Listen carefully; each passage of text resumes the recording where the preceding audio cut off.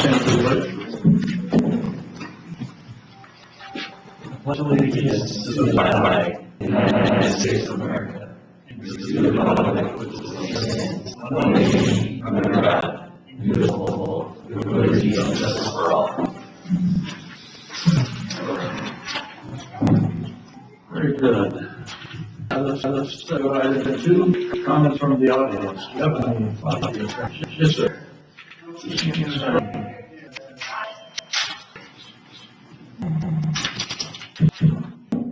I've spoken at this podium before. My thanks. The South Building District for partnering with us in my school trail area of 240 homes to keep us fire safe. You have 3 entities in that area. One's a big along Coal Creek. We screwing drying and possibly running. You have a water tower at the top hill. You have a fishing plant. There's the juncture of Road and Pioneer Trail. That's an operating facility with electric in it that has potential for igniting. I appreciate the responsiveness of that in the past, and probably in the future, keeping our neighborhood fire safe. We recognize that all my neighbors save between $30 and $100 a year on their insurance because we are recognized as firefighters and we're defense based. Help us do that. Thank you. Wonderful. Any comments from staff on that? Not really. I've spoken to Jesse a number of times over the years, and I think the last few weeks, and we've worked well with Chris Stanley to keep our properties fire safe out there. In fact, he's my neighbor. Thank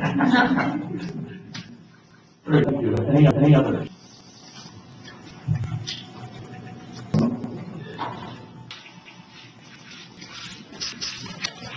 I wanted to introduce the board to your new grass coordinator, Mr. Sam. Just from Nevada, a lot of great experience, so it's a very nice presentation. So she has a one screen now, like going, oh, so I just wanted that nice to be.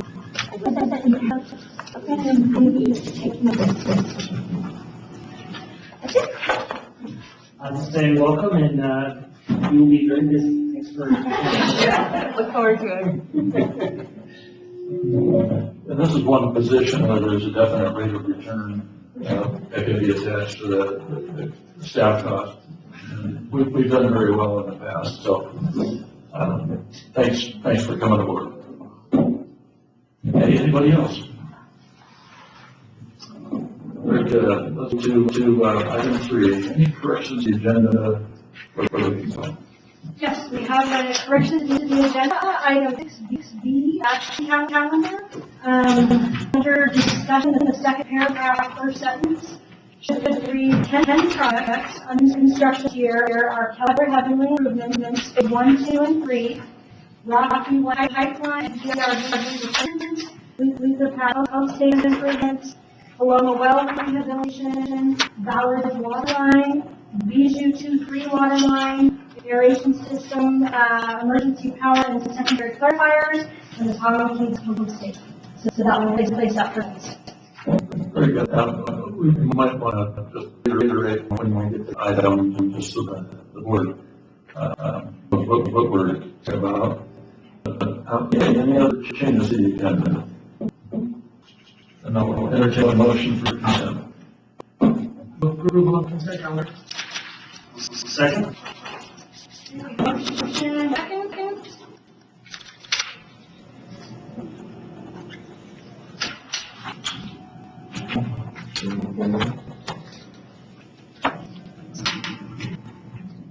Next, we just need to.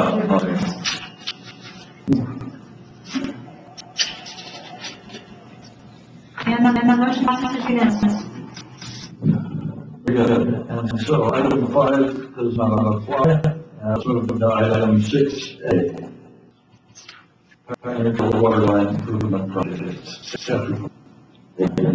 Good afternoon, board members. Item 6A here, this is for the Pioneer Trail Water Line Improvements Project. We're installing a new water line about 1.5 miles on Pioneer Trail from Marshall Trail to Susquehanna. And the purpose of this is to approve the environmental document. So the requested board action is first to hold a public hearing, to receive public comments on the negative declaration of environmental impact. 2, to certify the negative declaration of environmental impact. And 3, authorize the filing of a notice of determination with the El Dorado County Clerk. Okay, thank you. With that, let's open the public hearing. And I'll call for any comments from the audience. Seeing none, do we have any written comments for the board to consider? Okay, then it looks like we need a board motion to certify the negative declaration and authorize the following of an NOD. I just have one quick question. Just, I think it's great that new hydrants, improve flow and all that. I was just curious, what was the kind of pressure flows you're getting at the hydrants, or do you know, in that area pre-project? So the area that's going to be receiving increased fire flow is probably in the order of 500 gallons per minute, and we're looking to have 1,000 gallons per minute on the fire hydrants. Okay. This is going to, basically, we have a couple of areas of the system that are only fed from one direction. Basically, one supply source coming through a PRV station. This is going to provide a secondary feed into those areas, and just having the 2 feeds instead of the one is really what's going to increase the fire flow in those areas. No, I think it's terrific. Good. Any other board questions, comments? I just have a comment in general on, like when these projects come forward, if it's not too much trouble, could we get a map of sort of kind of general location and extent of where the project's going to play out? It's just really helpful, just kind of quickly orient yourself to where it's, I mean, I know this is based on the description, but Yeah. in general, I don't want to like overburden, Jan, Kelly, everybody, but I think it'd be nice addition to this. Absolutely. No, I think that's a good comment. I agree. Just a nice reference. One comment here. Prior to going to the requested action, you should close the public hearing. Close the public hearing first. Okay. Very good. Let's close the public hearing.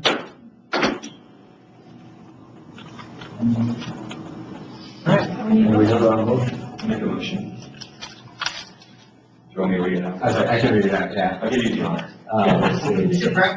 So I guess I know number 2 and 3, I think. Here. Just practice. That's good. No, I'm kidding. I'm not feeling it today.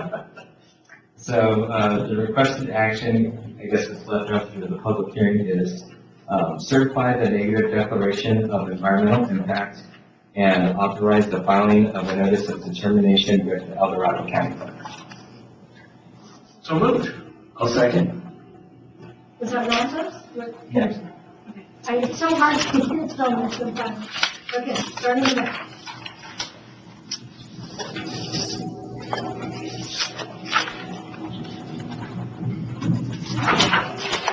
And the motion passes unanimously. Thank you, Adriana. Let's go to the 6B, which I believe is yours also. Yeah. So item 6B, the purpose of this board action is to request a third-party inspector for the construction season. The reason that we're requesting a third-party inspector is, I'm going to say twofold. One, we've got 10 large construction projects happening this year, and we have 2 inspectors. And the other one is that we're moving forward to design of future projects that are part of these grant applications. So we're going to have one of our staff engineers in the office working on those designs that would typically be out in the field.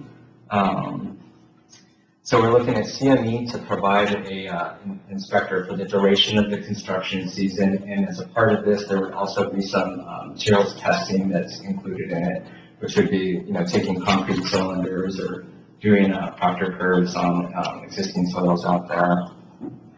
So the requested board action we have is to approve the proposed scope of work from construction materials engineers to provide construction inspection and materials testing services, and authorize the general manager to execute task order 20 in the amount of $230,232.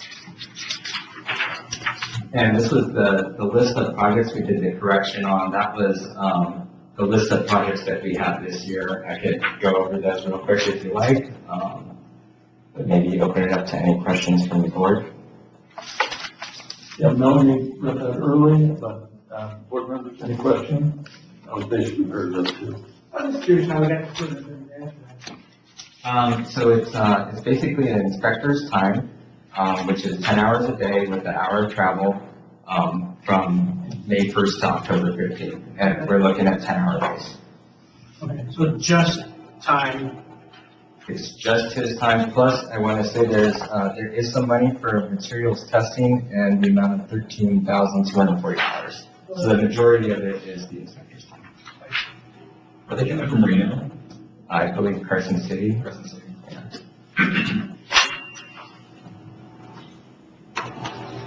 Pretty good summer day.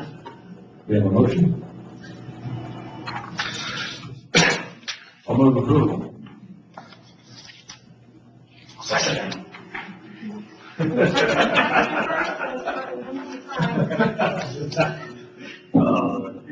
Second a day. Proven fact, human brain can only do one thing at a time. Yeah. At least mine. And the motion passes unanimously. Thank you. Would it be better? Would it not be better to hire somebody for that job and then put him into some other position during the off season? At $230,000? I'm just talking out loud here. I know I let the vote go and we're done, but it's food for thought. I think it makes a lot of sense, actually. That's why I stopped and thought for a minute. Yeah, in the past, just in the past, we've had just one inspector, and we had a lot of CME costs and third-party inspection costs. So that's how we got to adding a second inspector. Right. And now our projects have continued to grow. This is really, a peak shaving, option for us. We could, I guess some thoughts related to this. We're just in a real spike in terms of the number of projects we're doing and also trying to get plans out for our water line projects especially to get in front of this stimulus funding that we expect is going to be coming down the pike really soon. Yep. So, I guess we're looking, we'll continue to look at this. We think that our project load is still very high, and that if we continue to need this third-party inspection services, I think we'll look at a permanent position. But a lot of times it's hard, it's just so busy in the summer construction season.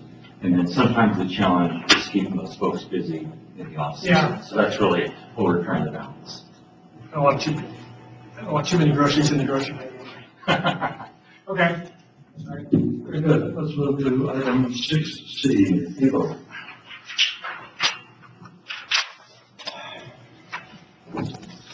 Good afternoon, board members. Okay. So agenda item 6C involves a presentation of the water year 2021 annual report during a public hearing to receive comments and then formal approval of the report for submittal to the Department of Water Resources. I don't know if you want to open the public hearing now. Probably a good idea.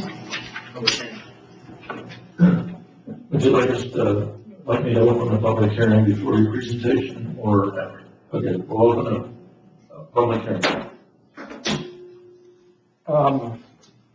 The annual report describes groundwater conditions over the preceding water year, which is October 1, 2020 through September 30th of 2021. This report is required to be submitted to the Department of Water Resources by April 1st of each year. In order to meet this deadline, staff already submitted this report to DWR on March 29th, and it is currently posted on the district's website. So the annual report, the format has not changed. It's still pretty much 5 sections with an executive summary and references. Section 1 describes general groundwater conditions as far as the context of the basin setting and also the amount of precipitation that fell over the previous water year in terms of water year classification. Section 2 is, again, The meat of the report where it provides a description of groundwater conditions using groundwater level, water production, water quality data, along with groundwater budget results that are derived from the South Tahoe groundwater model. Section 3 provides a description of activities completed for implementation of the alternative plan. There are the new sections added to Section 3 to demonstrate compliance with the alternative plan with the objectives of the Sustainable Groundwater Management Act. Section 4 is a rundown of proposed groundwater management activities for the current water year. And Section 5 presents a summary of the major changes made to the alternative plan, which are quite a few, which are going to be brought to the board for consideration of adoption at the next board meeting on April 21st. So in terms of, I just kind of want to walk quickly through the report. I think you're all pretty familiar with the TDS subbasin. It's a medium priority groundwater basin. If we take a look here at this map, Zone 10, well, this map shows the extent of the model domain for the South Tahoe groundwater model. I just want to point your attention to Zone 10. That is the extent of the Tahoe Valley South subbasin. It generally covers the valley floor area. In the South Lake Tahoe area, it extends about 10 miles from the South Shore of Lake Tahoe to the south end of Christmas Valley, and about 8 miles east-west from State Line all the way to the edge of the Flat Creek watershed. For reporting purposes, the model was broken down into these two spatial zones. Zone 1, that's referred to as the mountain block. So that's the areas outside the groundwater basin from an elevation of about 6,500 all the way up to the top of the extent of their watersheds within the basin. And then Zone 10 is the area defined by DWR as the TDS subbasin. So the first thing that we report on is how much precipitation we got over the last water year. So here's a graph as far as water year. We use Snowtail Station 508, which is on the western slope of the Carson Range, as our kind of barometer as far as how much precipitation fell within our area. If you take a look here, so here's the amount of precipitation that fell at Snowtail 508. Over the past water year, in 2021, there was 20.6 inches of precipitation. Just if you want to, as a point of comparison, the most historically wet year actually occurred in 2017, where we had over 67 inches of precipitation. But another thing to point out is that, again, since 2019, we've had 2 consecutive, pretty much same water years. 2020 was a dry water year at 20.4.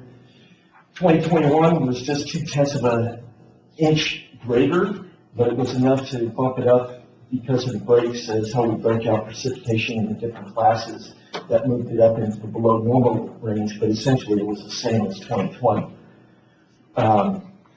So it was, if you take a look at 20 and 2021, 2020 was the 5th driest year on record, and 2021 was the 7th driest year on record.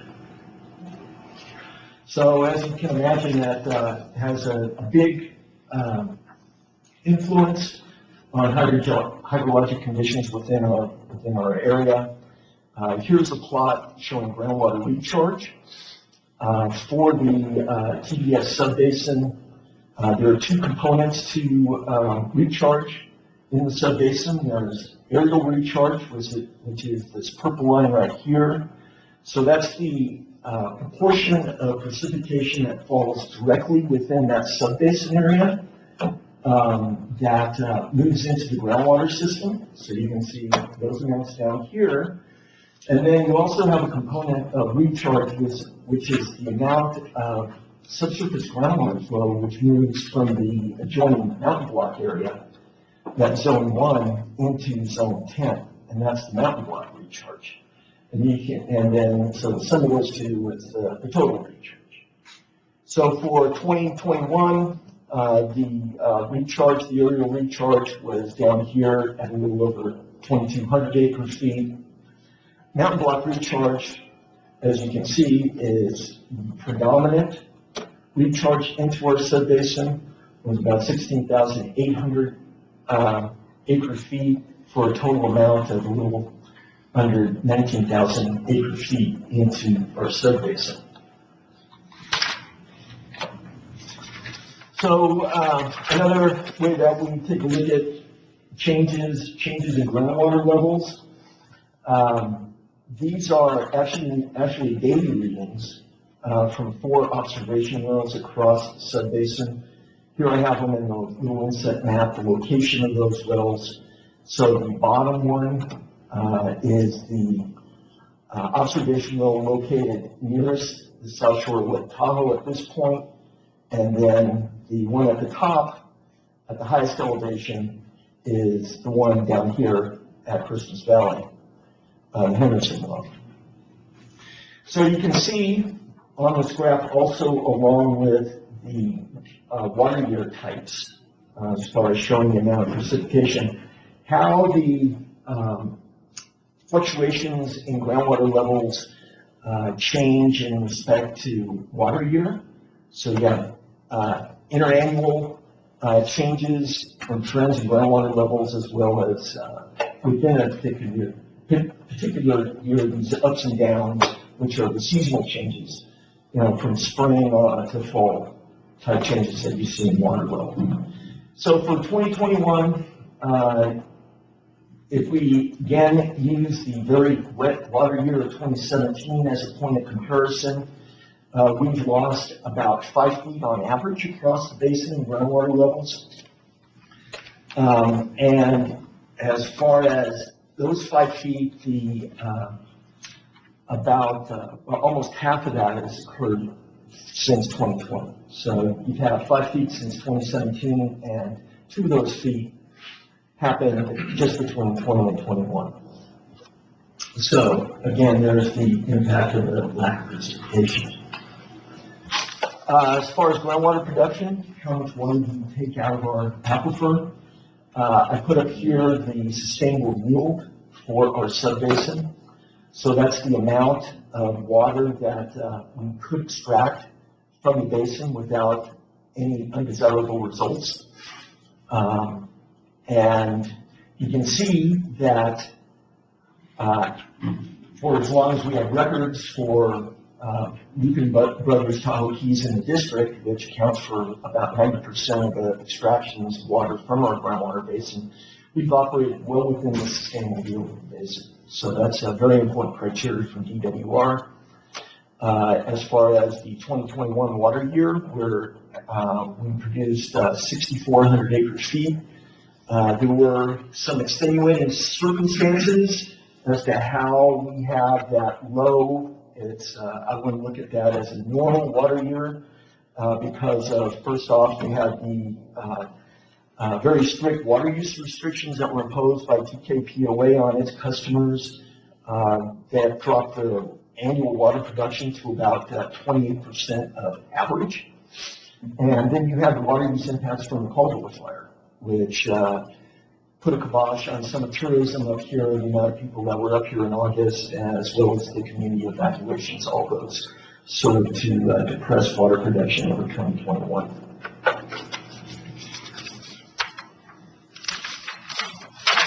So another big component of the water budget is storage. So that's the volume of groundwater which is contained within the aquifer. These numbers are derived, again, from the South Tahoe groundwater model. We use that to compute annual changes and cumulative change of groundwater and storage. The annual change of groundwater and storage for 2021 was a negative 4,000 acre feet.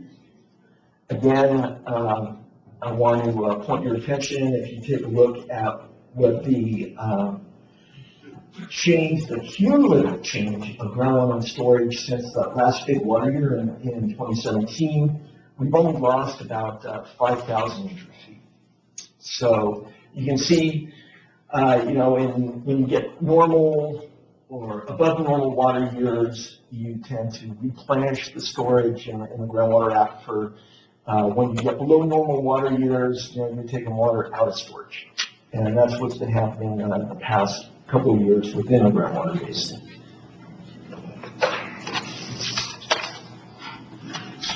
Another item that we need to look at is degraded water quality. So we have a history of both naturally occurring and man-made contaminants within the groundwater basin. Over the past 10 years, if you take a look at water quality, typical natural contaminants that are found in drinking water wells within our basin, you have inorganic constituents like arsenic, iron, and manganese, and radioactive constituents like uranium and gross alpha activity. But as far as man-made contaminants, the major impact has been from fluorinated hydrocarbons, primarily PCE. Here, the figure here shows the extent of the South Y plume, which is located between the South Y and the Tahoe Keys Lagoon. This is from Mahatma's regional plume investigation, the 2019-2020 data. During 2021, Mahatma installed 9 Sentinel wells. They installed a Sentinel well upgradient of Tahoe Keys #1 well. They installed a series of Sentinel wells upgradient of the #2 well. They installed a Sentinel well upgradient of the #5 well, and they also installed a series of Sentinel wells upgradient of the #1 well. If you take a look at the location of the Sentinel wells, of course you found detections of PCE during the 2021 monitoring event in all the wells that were installed within the plume. So that hasn't changed. I think the thing to point out is the levels of PCE contamination in the upgradient well to TKCW #1, TKWC1. That's a difference of about 850 feet. There was 99 parts per billion of PCE identified in that well, and TKWC is currently operated as a lead well for that water system. So if you take a look at the groundwater velocities, and if you have continued reliance, and again, operating this as a lead well, my calculations, using back of the envelope groundwater velocity calculations, you should see contamination in that well in about 2 to 3 years from now. TKWC1? Yeah.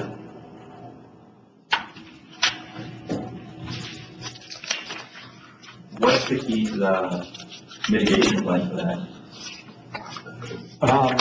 Well, they're working on that. It's not evaluated. No, they've actually, thanks for that question, Nick.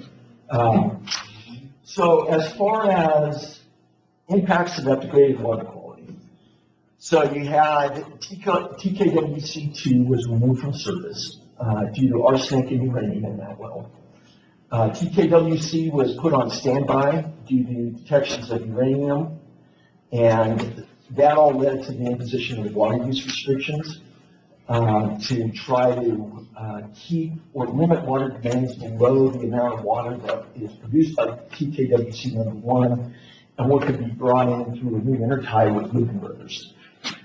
Now, the positive responses that came in along with those negative impacts, last water year, Lucan Brothers was able to put #5 well back online because they completed construction of a 700 GPM GAC treatment system that was able to provide more water for their system and also to support TKWC's water needs. So that was the second big positive thing was first the treatment system. The second thing was the intertie.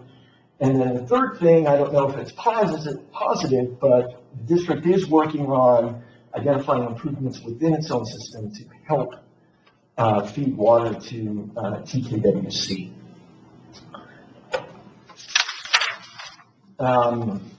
So we're basically supplying the water. Well, I mean, And Lucas as well. well, I guess to kind of the broader picture, right, I think, you know, the writing's on the wall at some level, right, as to, you know, the engagement we've already kind of started moving forward with into looking to taking over the system. When you see a failed system, you see that taking place concurrently with it, you know, yeah, I just think it's a matter of time.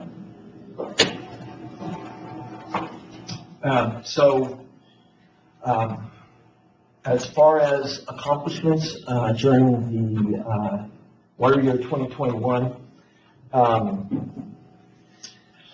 most of the effort during 2021 was focused on completing the first 5-year update of the alternative plan.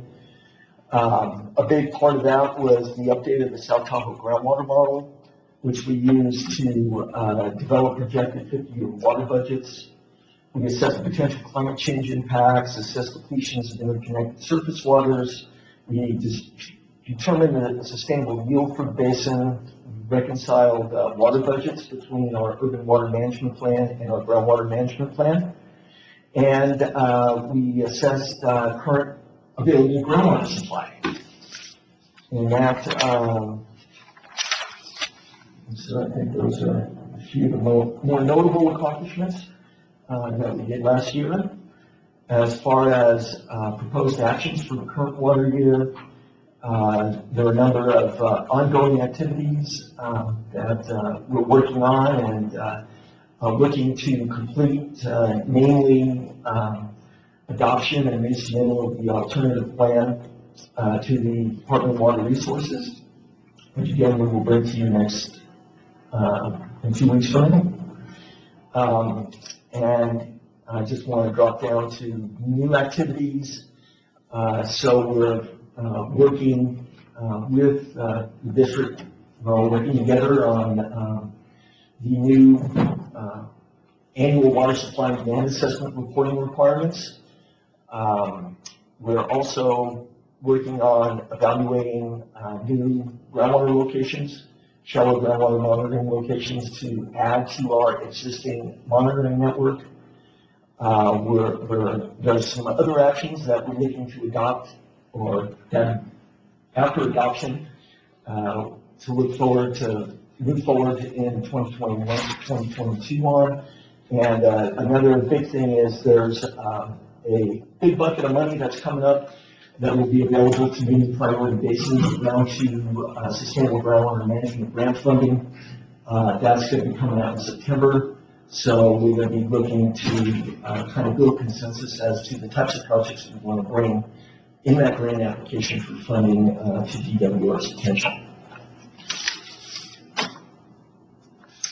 So again, I added a couple slides here. This is also in the water year report, and this is a new thing that we've added. Again, it was pretty much in response to the water shortage and demand assessment.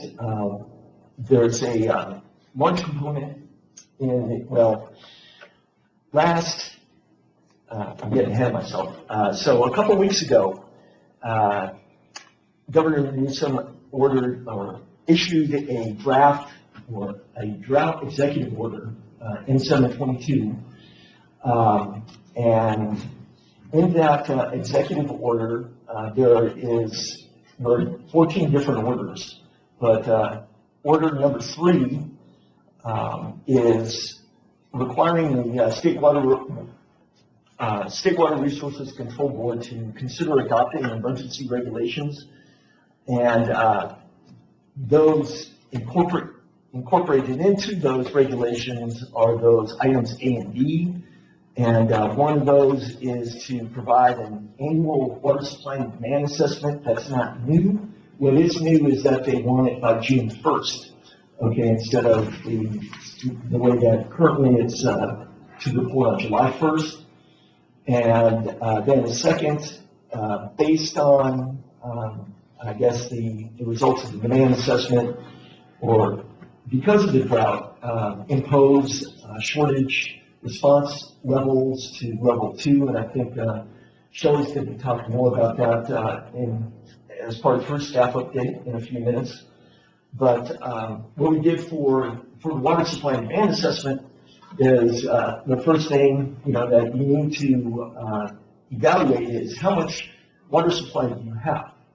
So what we did, using again the water budget and work that we did for the first 5-year update, we have a defined storage threshold. So this is kind of like the floor of the amount of groundwater that we can pull out of storage from our aquifer without any, again, substantial impacts. So the amount of available supplies is simply the difference between the amount of groundwater in storage that we currently have as of 2021 and that storage threshold. So if you do the math, it comes out that currently we have a little over 40,000 acre-feet of water available in storage within our aquifer. So we have sufficient water supply. And I just want to show you, so that will be part of the report that's going to be developed in the next couple of months. And what we will do is, that water supply demand assessment is that they want you to project out into July 1st of 2022. So what we saw here is end of September of October, end of September of 2021. So what we do is we have enough historical data so we can kind of project, if we know how much precipitation we have, the amount of recharge that would typically fall into the basin, and they're the type of storage change that would equate with that amount of recharge. So if you look as to where we were on April 1st, there were 24 inches that fell within our basin for the current water year. If there is no rain at all, so we're going to be in the below normal water range, and we'll be looking at storage changes that happen during a water year, again with 24 inches of total accumulated precip. If you project it out, and when we look at it again on May 1st, if we start getting precipitation in April, and we see it kind of following what the median projection is, then we'll use what the median projection is to estimate the amount of recharge that will come into our basin over the next water year. And then we'll use those numbers as well as the historical demand that we have for similar types of water years in terms of precipitation and water use patterns to complete the reporting requirement that we have to DWR, or to the State Water Board, on June 1st, and now to both June 1st and July 1st of this year. Any questions? You will have slide number 13, I think it's too bad.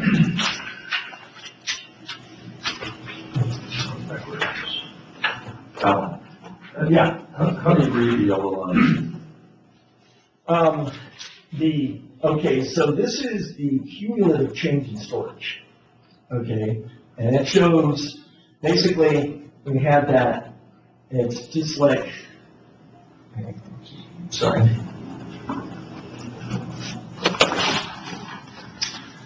So here's a blow up of those same curves. The only thing is here you're looking at the cumulative change in storage, so that's the current amount.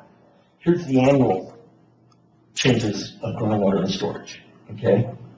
So what happens with the flow budget, so you enter in the flow budget for the groundwater model, what it does is it takes all the inputs, all the inflows that are going into the model, which is the amount of precipitation, the distribution of the groundwater recharge into the model. Those are the two main ones. And then the outflows, which would be the amount of water that's going out for base flow streams, and that's being discharged to the lake, and then the amount of water that we use, that we extract for groundwater production. So the groundwater model then looks at those, and using the equations that are in the model to balance flow across the model and fluxes, groundwater movement, groundwater elevations, you produce a water budget. And so these numbers are derived from that water budget for the basin on an annual basis. Yeah, all the numbers are negative on that. Right. Well, so the model starts off at 1983. So water year 1983 is 0.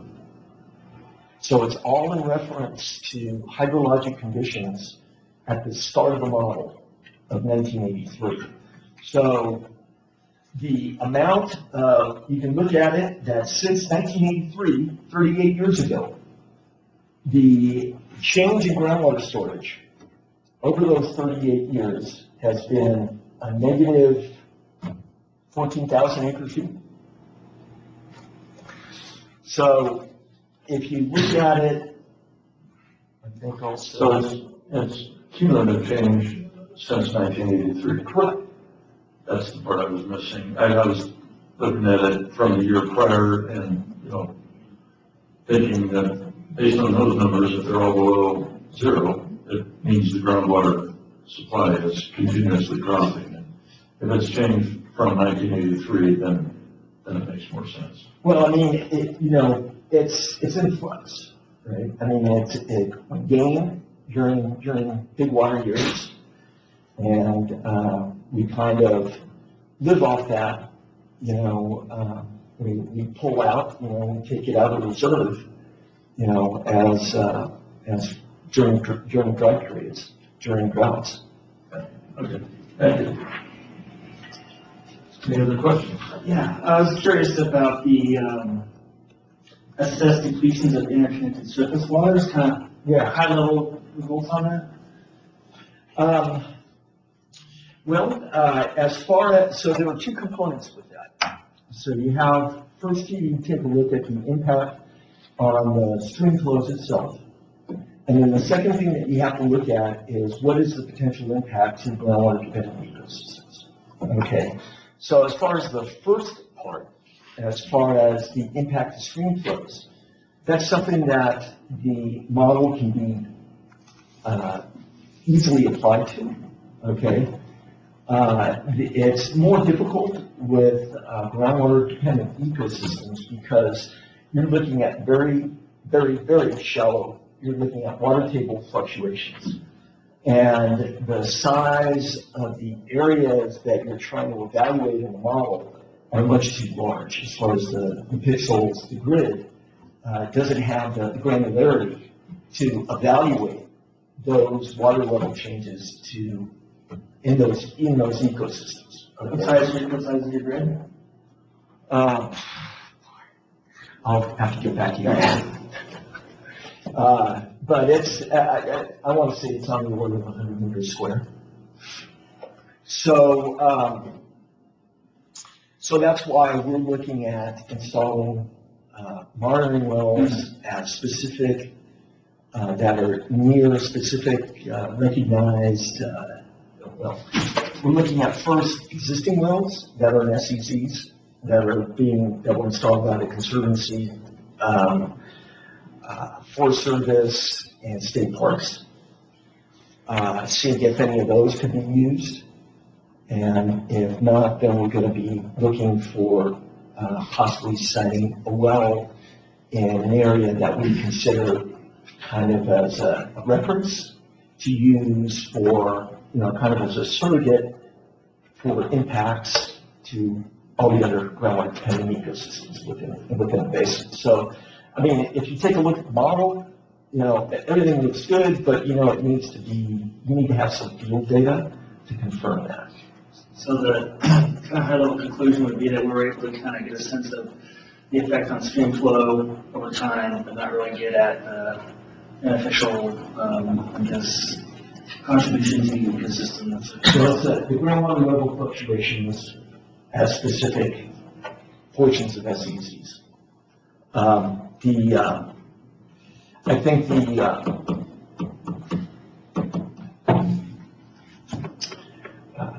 of lost my thought here. I'm sorry. What's it?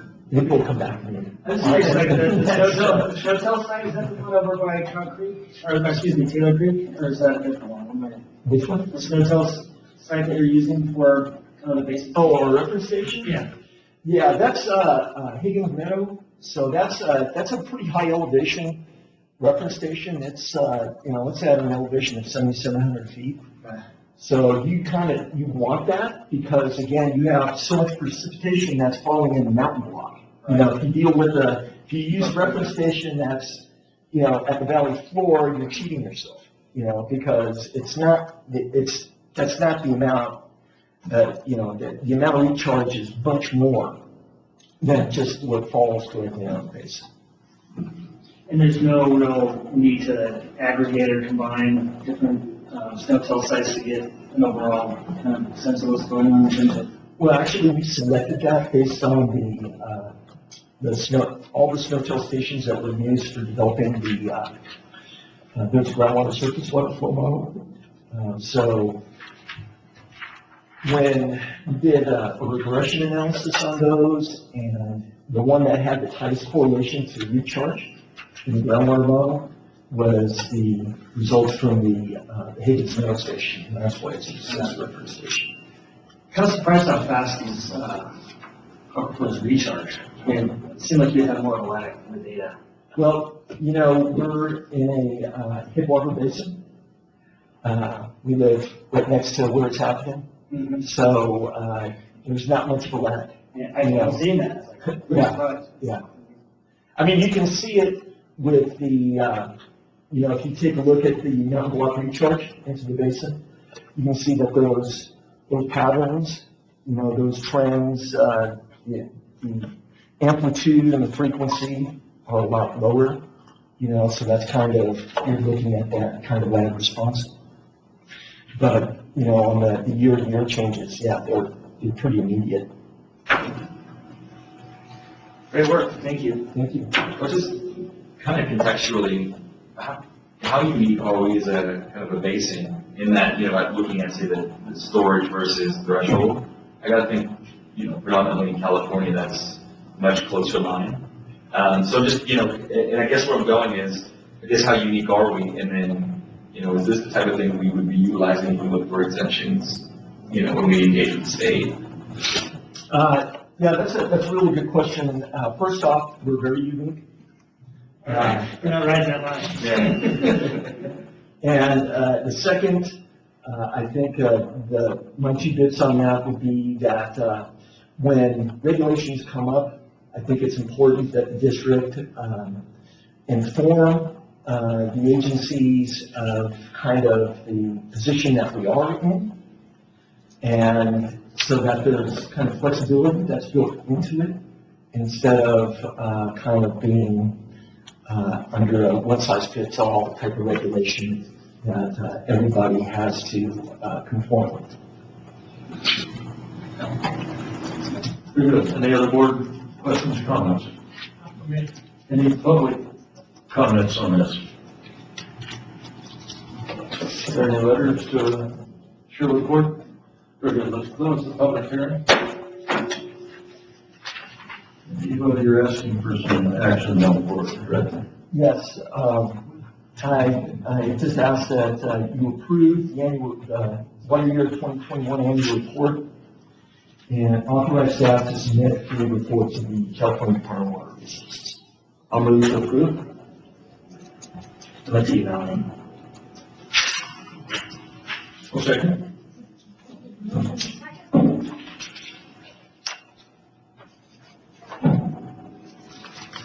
Okay.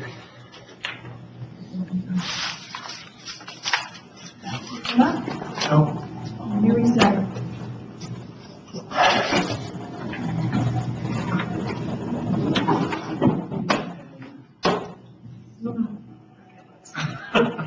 So, We can do this one. It's still on share screen. Start again. It's like it's timed out. Is it showing up? No. Why is it doing this? Reset. Okay. Start from.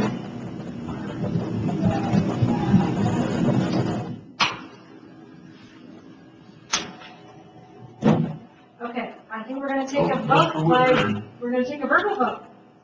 Okay, so, we have a motion and a second, on Evo's item, and Director Exline, how do you vote? Yes. Director Ramzos? Yes? Vice President Peterson? Yes. Director Sutcliffe? Yes. Motion passes unanimously. We may have to do that the rest of the, I don't Very know. good, thank you. I'd like to move on to item 6D. so I'm substituting for Julie today. So we're going to switch gears.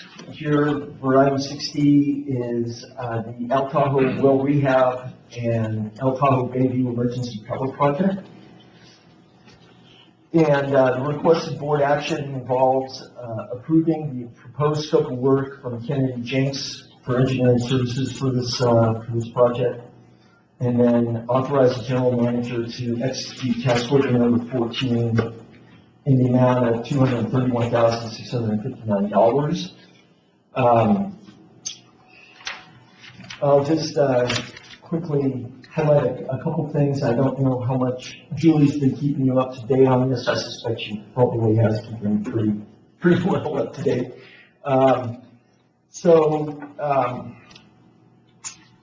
On January 14th, engineering issued a request for proposal for engineering support services.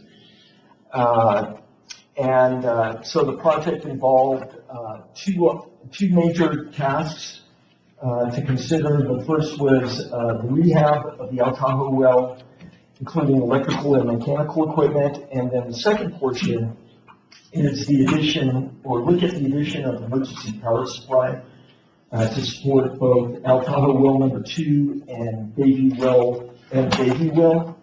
The real driver for that are these, in the near future, there are going to be public safety power outages as a mitigation measure against triggering wildfires in our backcountry. These power outages, these temporary power outages during the summer month could have a significant impact on our ability to provide water to our customers.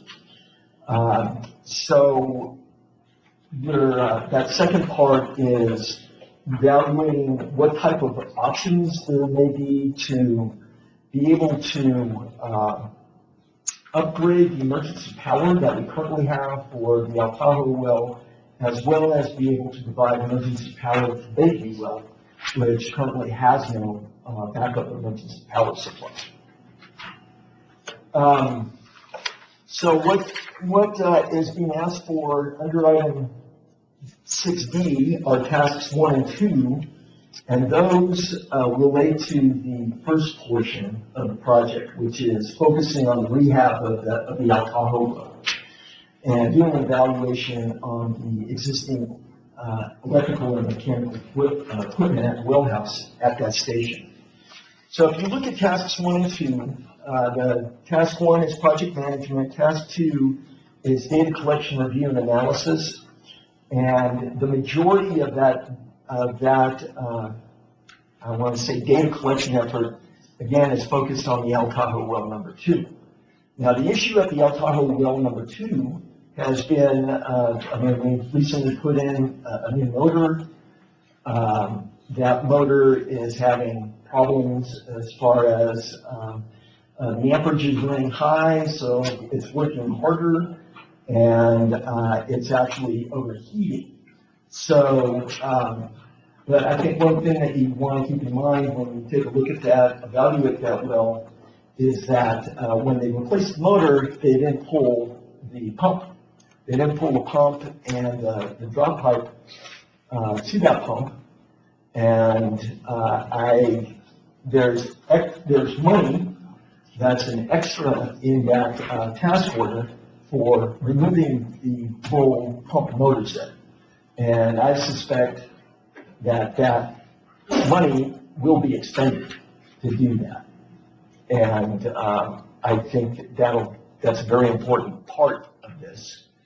When that can happen, we're coming up to the summer season.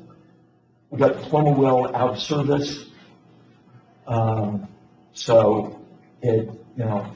Whether we can push it before that, I don't know if that's going to be a good idea. We may have to wait till the fall to do that kind of work. But those are just editorial. I don't have editorial comments. I'll move to approve. I mean, I've got emergency power. USPS, so, and we need this, obviously, so I'm a good one. I'll second. Okay, so we have a motion and a second. Director Eckstein? Yes. Director Ronzos? Yes. Vice President Peterson? Yes. Director Stefano? Yes. Motion passes unanimous. Okay, thank you again. We might hold up just a second. We're having some technical difficulties here. I've lost my screen, so I'm going to try to hang on just a second. No, I think we need to. Okay, while she's working on that, let's move on to item 6B. Yeah, the next two agenda items are seeking approval of state revolving fund loans for two upcoming infrastructure projects. The first loan is in an amount not to exceed $5,281,344, and is for the wastewater treatment plant secondary clarifiers 1 and 2 upgrade project. This loan comes with a 30-year term and an unbelievably low 0.8% annual interest rate. And the second loan is in the amount of $4,280,375, and it's for the Upper Truckee Sewer Pump Station Rehab Project. And this loan has the same terms of 30 years and a 0.8% interest rate. The debt service payments, annual debt service payments associated with both of these have been rolled into our long-range financial forecast at this point. I can either answer questions or just move on to the requested questions. You good? You good with this?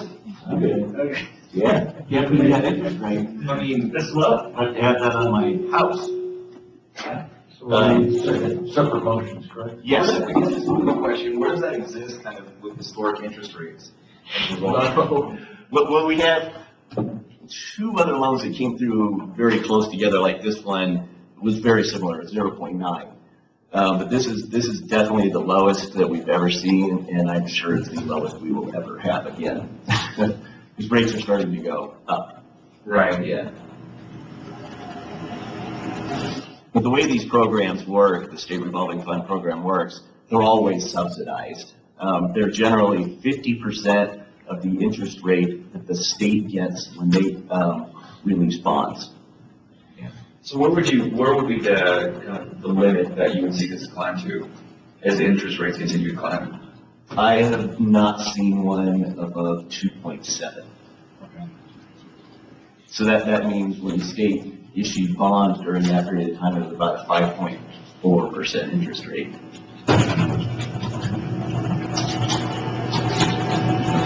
Okay, if there's no further questions.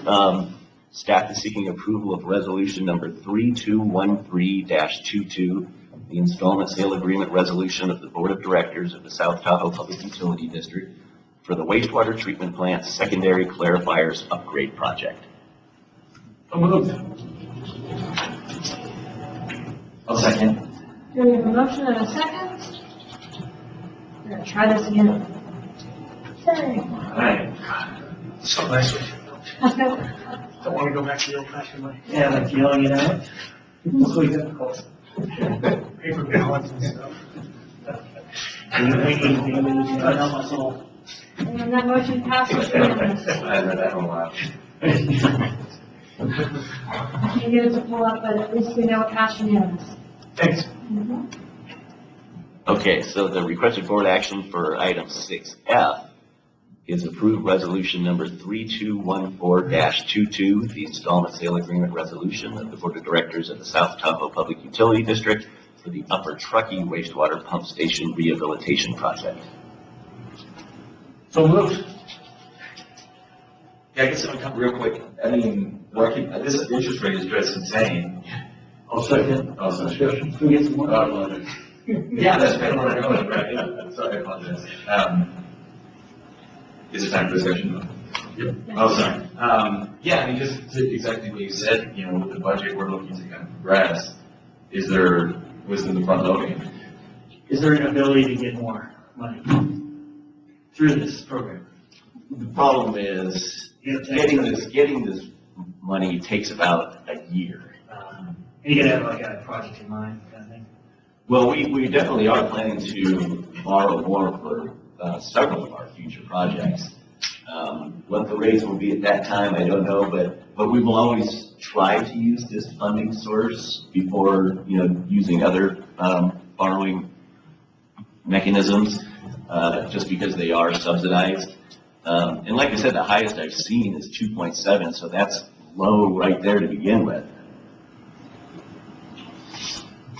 Paul, I believe we submitted these applications in December 2020. Yeah, minimum of a year. Yeah, so on the wastewater side, you have to submit your applications by the end of the year, and we submitted these in December of 2020, I believe. So it's kind of just perpetually in motion as you're, you know, developing next year's submittals. Yep. And so do you already know what you're going to go after next year? Yeah. Probably water lines. We may go after what's the next pump station? Bijou pump station, yeah. So those are probably the next two. Solar facility, battery storage. I don't believe you can use SRF for anything energy related. Is there another source for that? Maybe? I don't know. I don't know if it would be a subsidized source of borrowing. We are preparing and pushing a lot more water line projects, especially into the SRF queue. And one reason for that is we expect a lot of the federal stimulus funding to come through the SRF program and come to us in terms of principal forgiveness, basically. Some grant component, whether it's half off or 75% grant or possibly even a 100% grant. So we are really kind of front loading this program with some expectation of those funds. So how many, I guess, you could equate it to linear feet, how many linear feet would we be talking about that you'd be going for next year in these funds? I don't know what the linear feet You is. see what I'm saying? Like, so where we were, you know, the goals in which we were set, you know, annually, where does this request get us to that goal? He's doing some math. I love engineers. It's so great. So actually, I don't have the linear footage, but I can tell you that, I wish Julie were here, she would know these numbers, but I believe that if all of the funding that we've applied for comes through, we will get close to that 22,000 linear feet a year that we talked about that we would need to maintain our system, and at least through 2026. And then, you know, after that, we'd have to apply for more. One of the things with the SRF is there's a timeline. You have to build them within a certain time frame, so we can't go too far ahead. I think we typically get 3 years, and you can get usually 1 year extension. So we've been putting in packages of these are the next 3 years of water lines that we're going to do, and so that's how we've been approaching it so far.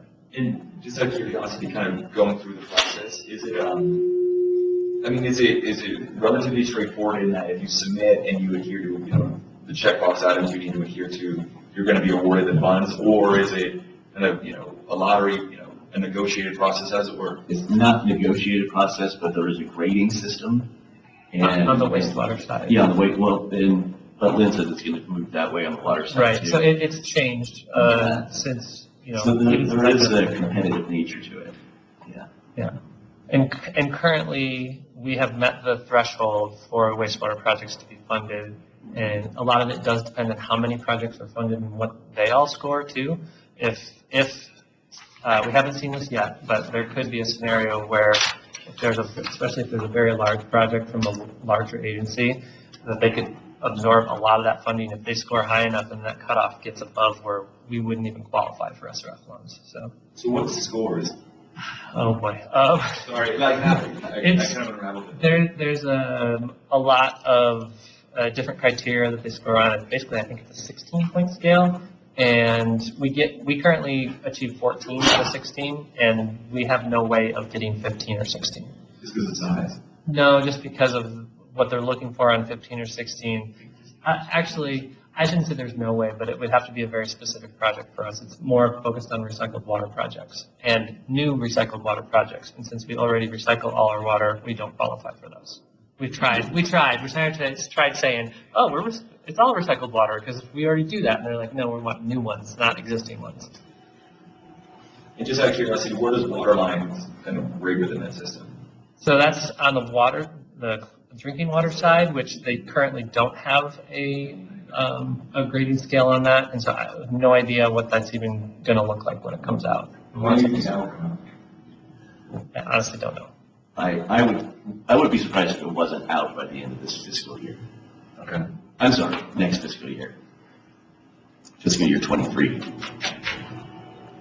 And do these, does the development of this process, would this be something like our lobbying effort would get involved in? How does, do we have any input into, kind of the development of that system? We didn't on the sewer side when they implemented that, and I have not heard if there's any avenue for us to provide any information on that at this point. What I remember on the sewer side is it was just state board staff needed to change their process because they had more projects than they could fund. It used to be it was sort of first come, first serve, and they had enough money, and you just got in line, and when it was your turn, you got your funds. But they got to the point where they had more projects than they could fund, and so they had to come up with some sort of process, and this is what they developed. So I don't believe it wasn't a legislative effort. It wasn't anything that anyone lobbied on that I'm aware of. So. Thank you. Good. Let's call the question. Good morning.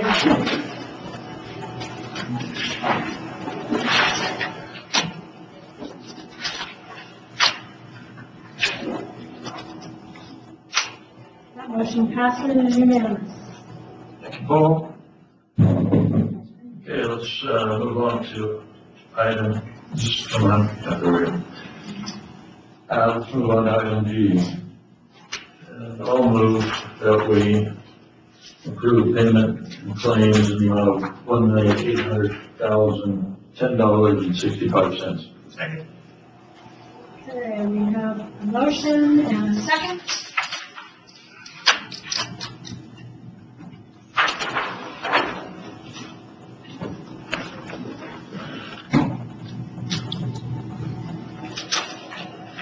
And that motion passes unanimous.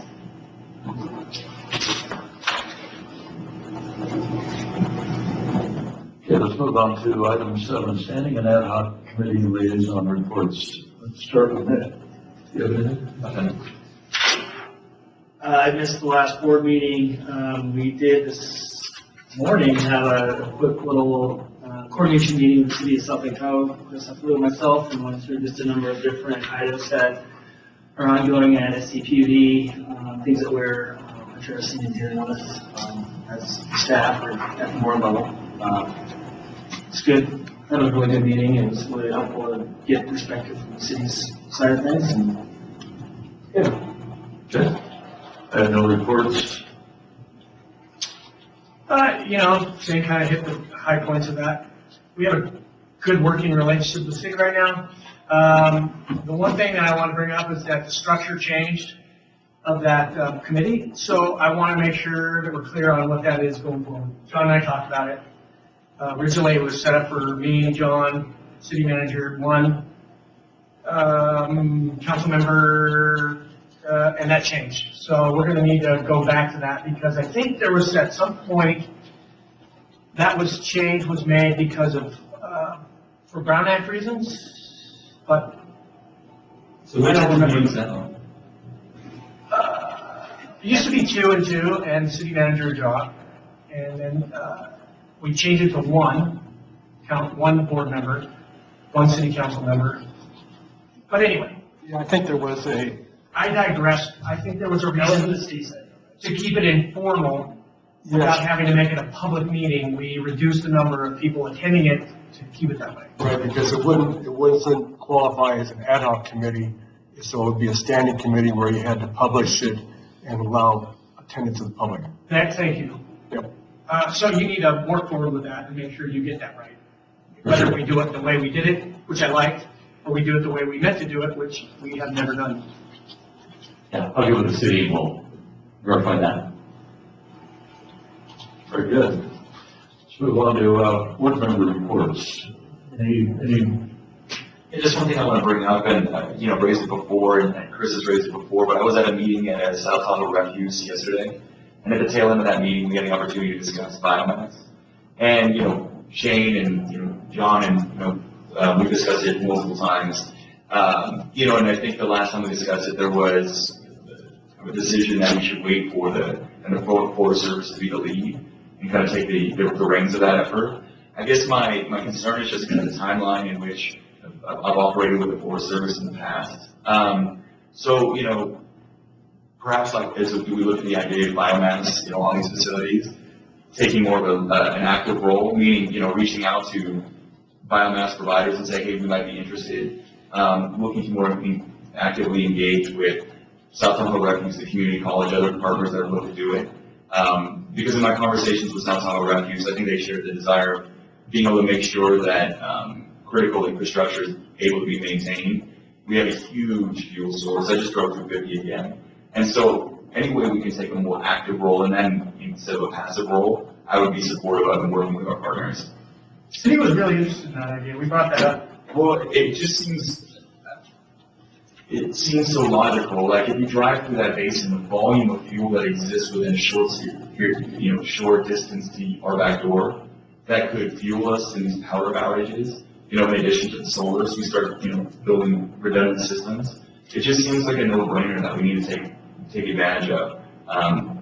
And just something I think we need to really strongly take a more active role on because, my personal concerns are, you see this water data, you see the drought we're coming into, you see how dry it is and warm it is now, right? You see, concerns, and so in that, there's the likelihood of increased power cuts, due to wind and other various different things. And so anything we can do, in addition to solar, but the biomass, I think the biomass is probably the most important opportunity, I would say, because it provides 365 if we would want it to. And so anything we can do, again, to take a more active step in that way. Yeah, one of the action items coming out of this meeting from this morning with the city was for us to work with the new sustainability coordinator and get with South Tahoe Refuse and look into those alternatives and projects and potential funding for those projects moving forward. I was going to say, yeah, I think part of it is just improving people's comfort level in burning biomass and to generate fuels, and in terms of air quality issues and things like that. So one of the things we did talk about this morning was perhaps a pilot effort at STR where they do have these truck trailer type biomass burning facilities that will crank out 65 kilowatts of power. I mean, it's obviously there's a massive amount of feedstock that comes to the STR every day. And I appreciate kind of sometimes the speed in which we like to do things, but that doesn't solve any of our power challenges tomorrow. And so where I'm going with this is the problem is we're dealing with the Forest Service, which is painfully slow, coupled with pilot programs. And I guess does the data exist within these biomass facilities to tell us what the air quality is going to be? Yeah, I mean, I think that's, again, TRK needs to be at the table, probably, Well, that's why I would look to more of an active kind of concert of folks to go speak to TRK with one voice. And that, or ARB, or, I mean, there's other, we just gotta get it all organized. It needs to be more master planned in many ways, I think. right, but I guess you have to master plan. So when I feel more comfortable when I see a timeline to an end, because, words into the future, we've all seen where those can go. So I would feel more comfortable if this was going to be an active process to see any type of definitive dates and a map to where we want to get to. Because the way I see it now is I've been in a lot of meetings, and you can sit in a meeting with a lot of folks, and no one's stepping up, and you know it's not going to happen. And you wonder why you're in that meeting, right? And I don't want it to turn into that effort because, again, I think Chris raised it, initially when he went through, it's such an opportunity. And why, honestly, why I want us to lead is, the quality in which we do things here. And I think, that the exceptionalism in which we exist puts a responsibility on us to lead. And that's why I would like to put us in that role to the greatest extent possible. Now, the committee that's in charge of the solar project, that's a sustainability committee, right? It's got a bigger name, a bigger mission. Right. So is this biomass a topic of your committee meetings? Is this something your committee is? Well, yeah, but that's kind of why I wanted to kind of bring this, it was fresh on my mind, obviously, but then also just driving through again and seeing just the stacks of timbers as you go through and understanding what that could mean for us given specific realities. We've talked about it, but again, it was always more in a, kind of joining a group of people, but no one was going to step up. And you understand early on in the process when things are not going to go somewhere and when things are, right? We've all been on the boat. And so my concern it was just kind of talk into nothingness. And I would want to see, again, like a roadmap steps. And I think whether it's in that committee or in conjunction with meeting with the city, because we talked about that with the new sustainability director, again, create that roadmap so we can start to move that off the hill to our benefit and community benefit quickly. Is that somebody we want to invite to our next, sustainability group, ad hoc team or whatever, just to maybe bring in there and have that conversation? Because to me, it's you need champions, right? You need, this sustainability position. It seems like that's a perfect role for this person to really take charge and really call it out and map it out. I would look to do, but immediately look to create the stakeholder group in which would be supportive of this effort. That I would begin dialogue with TRPA as a result of kind of their regulatory restrictions that prohibited. And currently with that, I would start to reach out to free market sources that would be willing to participate in this effort and look to get as many people as we can at the table, right? So you start to create the economic reality. And then I would say in concurrence with that, also explore any kind of grant or mining's opportunity that exists in the state that has interesting loan opportunities. And so I would look to create that dynamic with as large a partner group as I can do. Sounds good. Let's, why don't we have this be a focus of the committee? And maybe to have you guys kind of work on this. I don't think that any objections on the board. I think it sounds like a great idea to be pushing this. Talk about it. Bottom line, you need champions, you need positions, people that are actually going to spend a large chunk of their day working on the details. And there's lots of details, so that's come on to that. Very good. Any other board member reports? I just want to let the board know I have signed up for the Association of California Water Agencies fall or spring conference. That's May 3rd and 5th. We do have a board meeting here on the 5th, so my intent is to leave in time to get back to the board meeting. So, but I'll be attending that in person this time. Okay, Colorado Water Agency. I don't have a report on that. Our meeting is the 13th. John, do you have any reports? Looking at it. Okay. Very good. Staff attorney reports. Go to 10A. Shelley.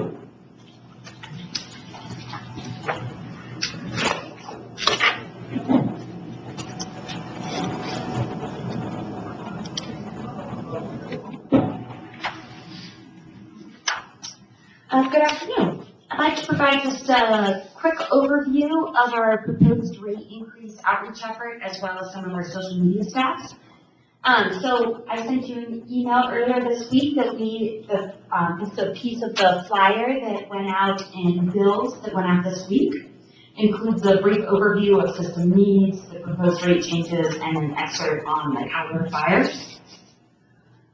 We've also updated our website with a page on both our capital improvement projects as well as proposed rate changes. Customers can access it on our page in multiple different ways through the customer resources, under the important information, our rotating carousel as well.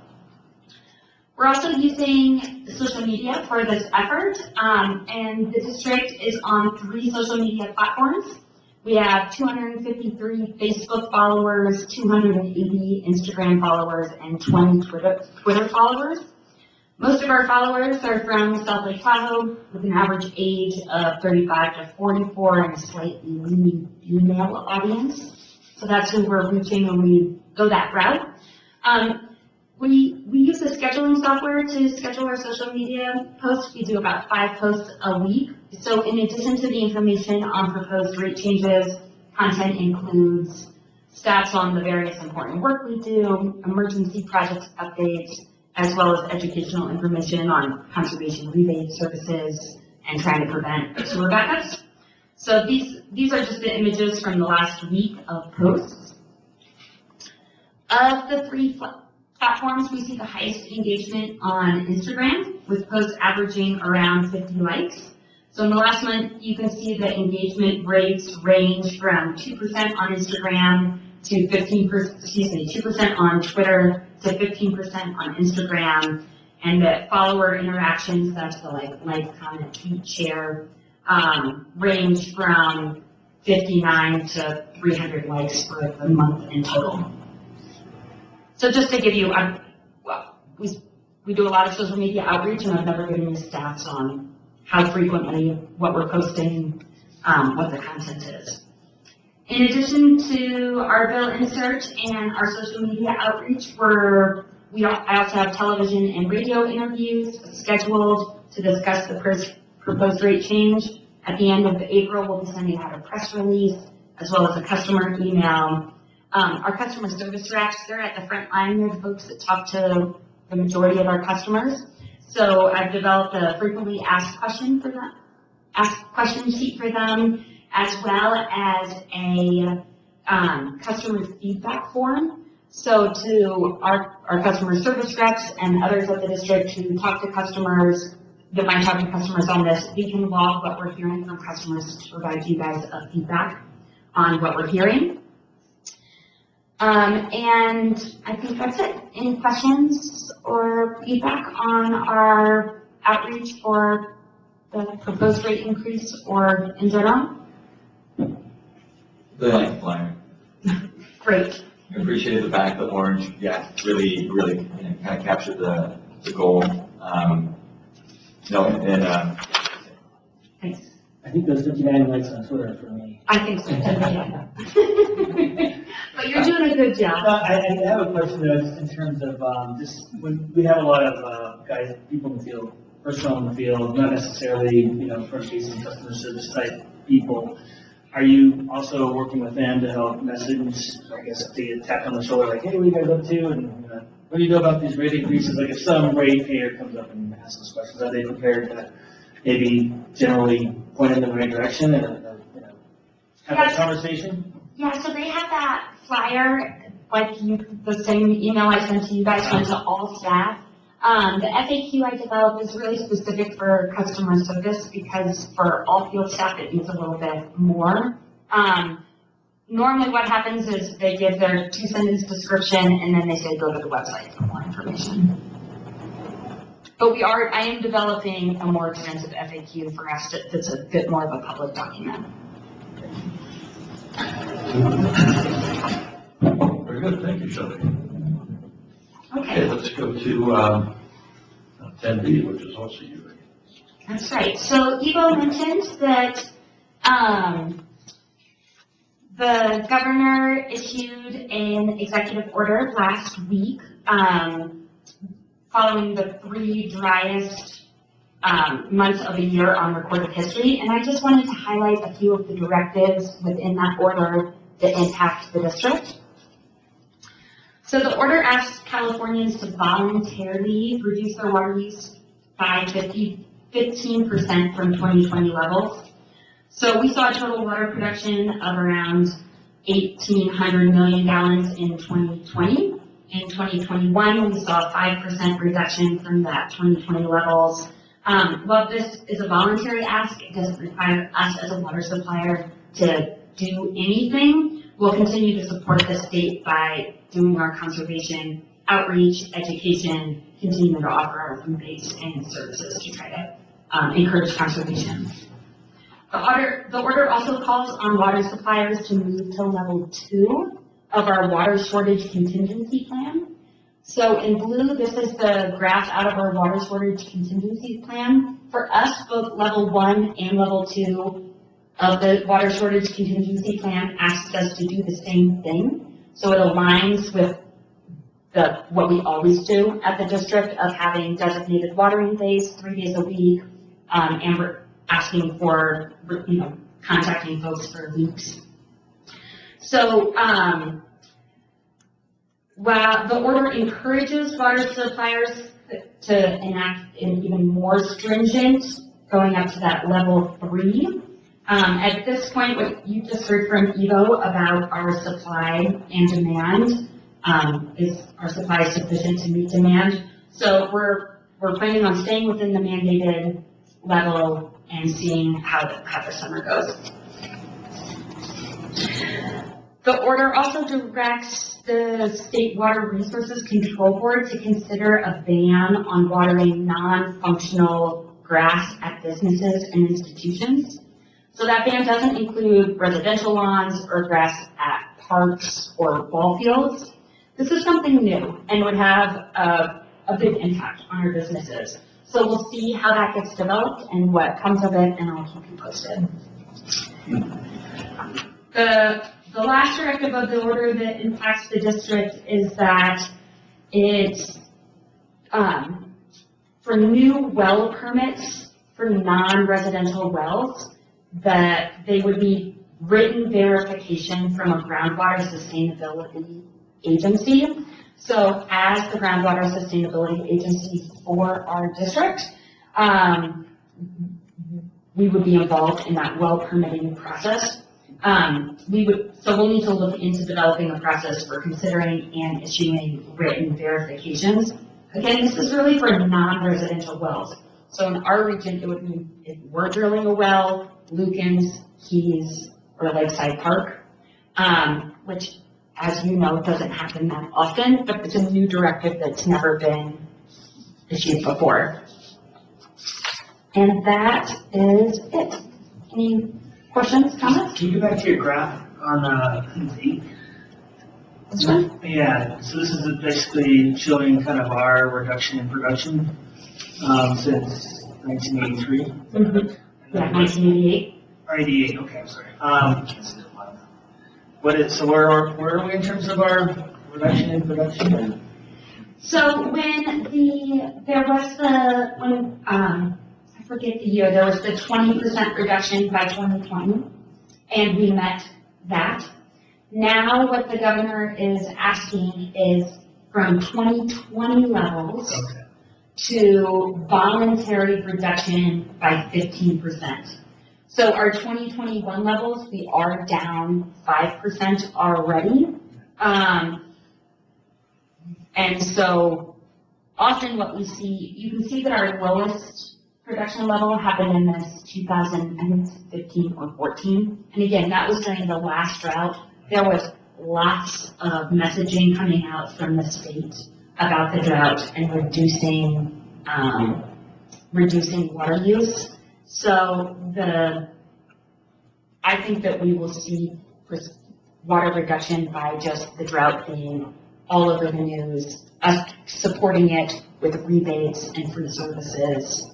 And we'll see if we're required to cut back from those 3 days a week to 2 days a week requirement.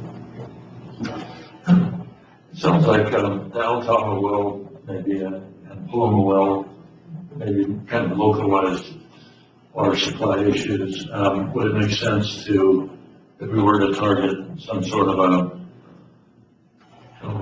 grass reduction or, grass prohibition, that we could target around where we have these supply deficiencies? And not agency-wide, but have it more hydraulically, motivated. Right, because we don't have a lack of water supply. Our challenge sometimes is distribution, moving around. The Y is an area that it takes a lot. We used to have a lot of wells there, and then NTDE caused us to have 4 bad wells. So that's an area where moving it throughout the system. For us, the basis of water conservation is really not necessarily for water savings, but for energy savings. So not just pumping it around out of the ground, moving it throughout our system, pumping it back, pumping it up and over the hill, treating it, pumping it up and over the hill.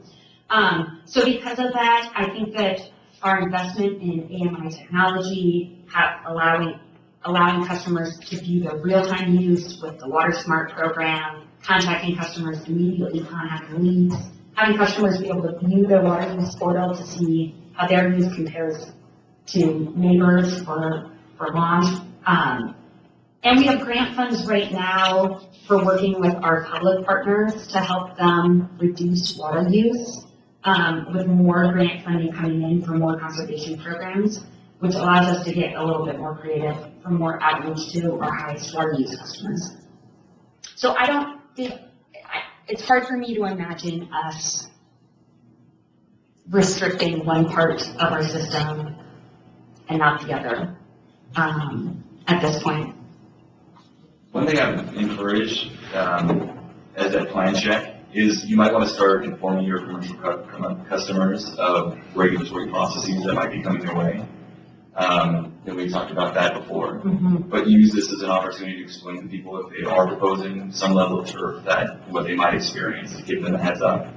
And I guess just to kind of continue on turf, I still think the fundamental issue I have with it is it doesn't exist in this ecosystem the way in which we use it, and there's a negative externality associated to our system that's not captured in any honest way. And so whether it's taking over a district in the Keys, or whether it's how we look to manage new projects, I think that we have to be more thoughtful to how we look to capture that cost, because I believe it does create a burden on the system clearly. It is going to create regulatory challenges with us in the future, in all likelihood if you look at long-term modeling. So we should look to be, again, proactive and start to see what kind of steps we can take in a positive way to get to turf reductions. Okay, timing on this is kind of off in that we're going messaging our rate increases at the same time we're telling people to use water. This seems like an odd combination. Right, I mean, we're in the 3rd year of a drought, so it's hard to see in Tahoe, but you see it other places around the state. So it's a balancing act, right? We have the supply, and the state is requiring reduced water use in the midst of a drought.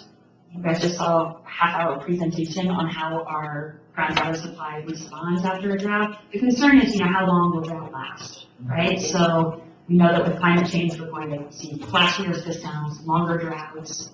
And so the more that we can support residents, businesses, public institutions that are looking to get rid of grass anyway, if we can help offset some of that cost with our turf buyback program, hopefully that's a longer term fix, just like our clothes washers and our toilet rebates. If you make that swap once, it's going to be around for a long time to reduce that just continuous water use. I had just one follow-up comment. Shelley had talked about new rules regarding permits for new wells or well alterations and needing to go to a JSA, which is the district, to get signed off as far as its impact. There's also a potential another impact depending on how El Dorado County decides to process this. they could take the position that it changes the ministerial permit that's over the counter to a discretionary permit. And if that's the case, they could require secret review, which they don't have to now. So that may end up another process. In addition to having to go to the GSA to get signed off, they may require some level of secret review. So it'll be interesting to see what Alabama County does in that regard. Do we really anticipate anything coming our way on this? Not that I'm aware. I mean, I can't anticipate. I could see like maybe the San Joaquin Valley. California is what we're doing. All right, anything else on that, Shelley? Board member? Thank you. Let's go to the general manager's report. Okay, thanks. Little staffing update for y'all. For our lab tech position, we reviewed 17 applications. We interviewed 5. We selected Catherine Terwilliger. She has a BA in biology and is currently a water tech at Tawaquis Water, and she'll be starting here May 3rd in the lab. For water resource manager, upon Evo's retirement, or Evo's planning to retire probably in late October, early November. We're looking to get a water resource manager on in July and have a lot of overlap with Evo before he leaves us. So we received 14 applications, and we have selected 5 to interview on April 19th. We are still advertising for customer service manager. So far, 18 applicants, and that advertisement closes on April 17th. And then we had an advertisement for temporary seasonal workers. We had 7 applicants that we'll be interviewing on April 20th. And then I thought I'd mention underground repair water, the asset maintenance specialist. We interviewed 3 in-house candidates on March 31st and selected Jason Paul, who is currently on the pumps crew, and he starts there in underground repair on April 14th. So what's going on in HR these days? Next item is Forest Service. There's a new forest supervisor at the Lake Tahoe Basin Management Unit, Eric Walker. And we've set up a meeting to discuss a number of items with him and his staff. And among those is their process to release LTRA funds, Lake Tahoe Restoration Act. As I mentioned at our last meeting, there's $7 million in the LTRA for waterline funding, and for the first time ever. And the district is expecting about half of those funds, about $3 million directly from this funding source this year. The Forest Service manages these funds. Has that meeting already happened, or is it going to happen? That's going to happen. That's in there. I'd be happy to join you if you need me. I know Eric. Oh, okay. Would that be an appropriate time to talk about biomass? Yeah, absolutely. I think among the other things we wanted to talk about were biomass and other collaborational opportunities for sure. And we're looking to modify our special use permit limitations, if you will, and talk about abandonment of unused sewer laterals on those Forest Service properties that could cause a lot of I&I in our system. And then I wanted to talk to the Forest Service about potential funding opportunities for sewer and sewer pump station projects in the forestry areas, Kita Beach, Oak Beach, Baldwin Beach, the Camp Ridge areas. We have some of those projects are out on the edge of our 10-year CIP, and some of those are coming into the 10-year CIP shortly. So I wanted to talk to Forest Service about helping to fund those projects, and I think the Great American Outdoors Act is a potential funding source for that. So Starting 5 years early is probably good. Yeah. So lots to talk about with Forest Service. Looking forward to the new supervisor. Glad you have a connection there. I'm sure a good one. Next, Lake Valley and City Fire. First, Lake Valley. I just met with Chief Brad Zlendek this past Monday, and we really have a strong relationship with Lake Valley, and we're continuing to work together on a number of items, including, called our fire information and follow-up, including the development of fact sheets for our state legislators, working together in the search for additional funding for fire resiliency. And we're also using the chief's quote in our public outreach mailer that Shelley just presented. And the chief certainly supports us in all of our efforts to improve our water system, of course. So we appreciate his support and coordination. We talked about the AD-HOC program and also the ISO fire insurance assessment process that's coming up. So we work closely with Lake Valley and the city on that process. And also, this has come up in the past a little bit in previous years, but I think it's heating up a little bit with Lake Valley. They're really looking to replace their current station that's on Golden Bear and build a new facility, perhaps on our property at the corner of Black Bar and Pioneer Trail, where our old post office site, the old post office is still sitting there. I think it's been over 15 years since anything's been done on that site, and really wanting to do something with this site. Lake Valley is interested in relocating there. Perhaps we're interested in their old site on Golden Bear for district purposes, whether it's for standby housing, maybe for our own workforce housing, maybe for relocating our fountain shop there.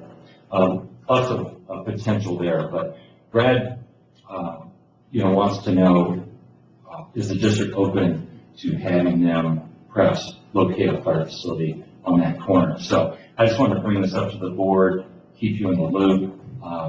With your approval, I'll continue to work with Brad and develop these alternatives for that site. No objections here. Yeah, I think it's a great idea. We talked about it a little bit this morning, the site over on Fountain, that maybe changing that out, moving that operation either here over to Golden Bear site. Anyway, yeah, there's lots of details, but there might be a good opportunity to do some land swapping there. Yeah, our fountain shop is actually on 3 parcels that are zoned from 1 to 3 units. So that's, if we move that out, we could repurpose that site perhaps. And the Golden Bear site's got a garage, some kind of facilities that you might need, hand living quarters for people that are on standby or whatever. I don't know. Yeah, might be good to go as is for some situations. So, okay. I'll keep working with Brad and bring that information back to you. John, just want to comment on that. If the district's going to dispose of property either through a sale or through a swap, there is processes that have to be followed. I'm sure the fire department has their statutes have probably similar. Per market value and.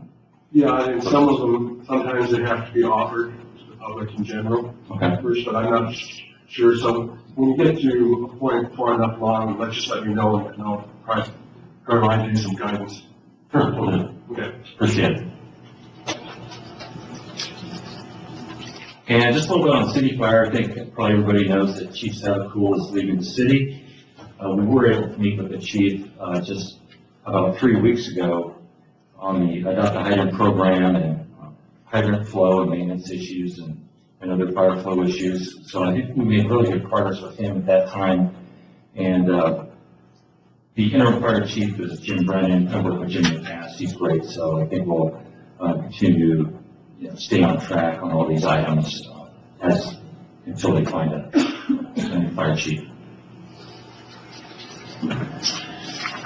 Sugar Pine Village, I just want to mention that, if you're not aware, this project is progressing pretty quickly, and they've been successful in a number of different funding efforts for the first phase. And they're planning to break ground this year, May? Probably not May, but in June? Okay. And the district has just provided will serve letters for that first phase, which I think is about 60 some units. And, we're working on the revised connection fee structure. If the board chooses to go with the square footage calculation for sewer connection fees, for example, development like Sugar Pine will see their connection fees on the sewer site basically drop in half. So I think we're bringing this back to the board in the next few board meetings that are called. Well, John Corn will be back to give a follow-up presentation at the next board meeting, and then we intend to bring the ordinance for board adoption for the first meeting in May. And has there been discussion about how that would work with the approval process, the sugar fines that goes through the various different entities? You want me to answer that, or do you have any, I mean, we're gonna work with them so they can take advantage of the new connection. Okay. Structure, I guess, cut to the chase. Okay. Yeah, I mean, I just want to. Yeah, they will not be caught in this. Okay. Well, we just got a preliminary set of plans on Tuesday, so we're starting that review process, and I'm sure there's going to be corrections which will delay things. Okay, so last item is Bentley Ranch composting.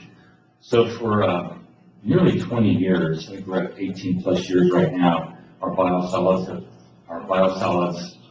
has gone to the Bentley composting facility in Minden, Nevada. And we just recently learned that the Bentley Ranch is going to be going up for sale. So we have some concerns with that. We have existing contracts in place through April of 2024. So we have a couple of years. We've talked to Bentley a little bit about we'd like to extend, given the sale that's going to be underway, if they'd be willing to extend that contract just to give the district a little more security.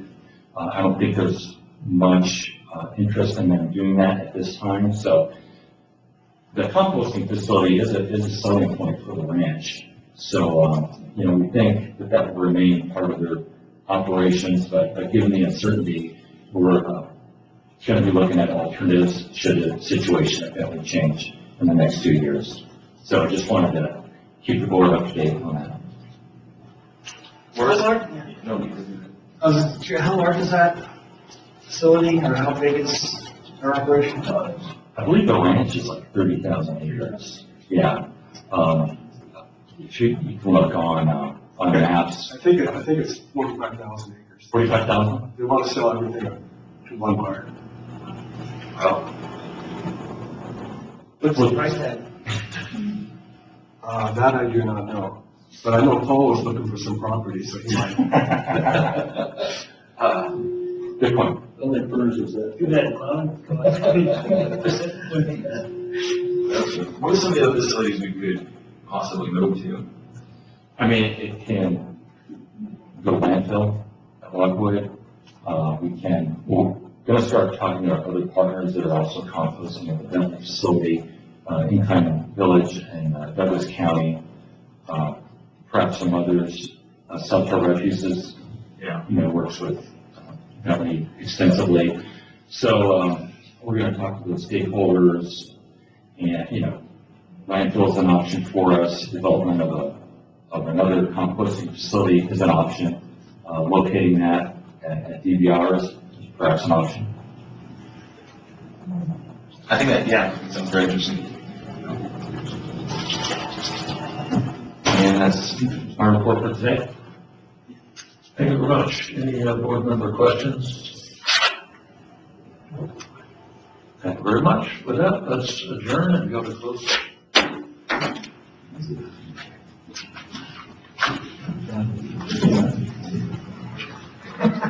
Okay. Eagles was still good as I was expecting, and it was actually quite good. Closed session, we have nothing to report.